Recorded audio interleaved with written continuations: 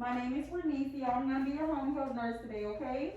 And I just come back to go over a little bit about the test, the diagnostic test. I see you have spoken with Dr. Aaron at your last visit. He did go over the test results with you and the findings of the coronary artery disease. I see that he did the cardiac CT scanning and also electrocardiogram. I see you have more questions about what that is. And that simply requires electrical signals as they travel through your heart, like a stress test. So that's how it comes to the conclusion of the coronary artery disease. Now that develops when the major blood vessels that supply your heart become damaged.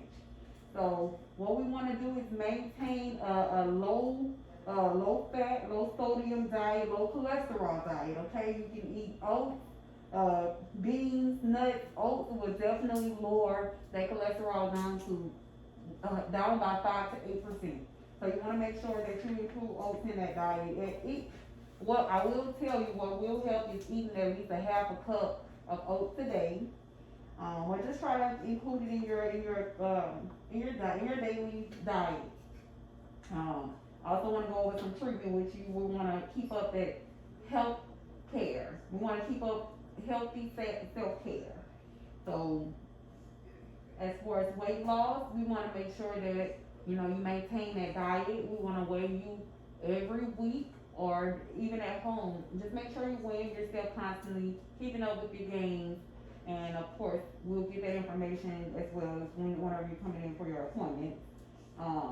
As far as the medication, I see that he has gone ahead and prescribed some things for you. Have you gotten your medication yet?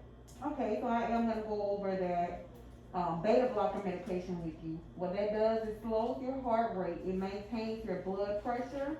So it is important that you take that medication. Okay, and that's going to be that betaxolol. That blocks the binding of the adrenaline and prevents the increases in your heart rate and muscular contraction, causing the blood pressure to be lowered and maintained. So we want to make sure that you take that medication, okay? Also, any symptoms of shoulder pain, pain in your arm, any pain in your chest, any nausea, vomiting, any cold sweats or just sweating. Any of these things that you're noticing that you're having going on for about 5 minutes or more, you want to go ahead and call 911, or you want to go ahead into the emergency room. Also, whenever you're having these type of pains, you can call into the physician's office as well. But if you do notice that you're having any type of dizziness, nausea, any vomiting, all of those things are going on, go ahead and get into the emergency room. So we want to make sure we take care of you with this disease. We're going to watch that very closely as well.